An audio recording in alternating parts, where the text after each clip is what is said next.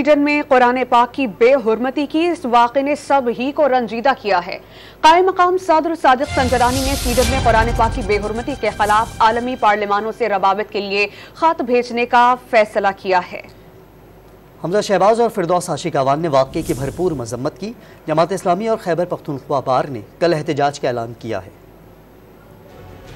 Sweden میں قرآن پاک کی بے حرمتی کے خلاف مذمتوں کا سلسلہ جاری ہے۔ قائم مقام صدر صادق سنجرانی نے عالمی پارلیمانوں سے رابطے کے لیے خط بھیجنے کا فیصلہ کیا ہے۔ انہوں نے سویڈن کی حکومت سے معاملے پر فوری ایکشن لینے کا مطالبہ کیا اور کہا کہ نفرت انگیز حرکتیں بین الاقوامی قوانین کی خلاف ورزی ہیں۔ نون لیگ کے رہنما حمزہ شہباز نے قرآن پاک کی بے حرمتی کے واقعے کی شدید مذمت کی۔ انہوں نے کہا کہ اسلامو فوبیا نفرت اور انتہا پسندی کی پیداوار ہے۔ آزادی اظہار رائے کی آڑ میں ایسے نفرت انگیز عمل کسی طرح قابل قبول نہیں۔ استحکام پاکستان پارٹی کی رہنما فردوس عاشق اعوان نے بھی واقعے کی مذمت کی اور اسے دنیا بھر کے مسلمانوں کی دل آزاری کا سبب قرار دیا۔ قرآن پاک کی بے حرمتی کے خلاف لاہور میں شیعہ علماء کونسل نے احتجاجی مظاہرہ کیا، جس میں سویڈن کے سفیر کو ملک بدر کرنے کا مطالبہ کیا گیا۔ مقررین نے واقعے کو اسلام کے خلاف سازش اور سویڈش حکومت کو عالم اسلام کی مجرم قرار دیا۔ جماعت اسلامی نے پیر کی شام اسلام آباد میں سویڈش سفارت خانے کے سامنے احتجاجی مظاہرے کا اعلان کیا ہے۔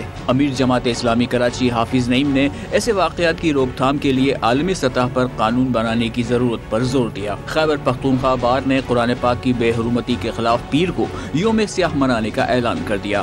صوبے بھر کے وکلا پرامن احتجاج کریں گے اور کالی پٹیاں باندھ کر عدالتوں میں پیش ہوں گے۔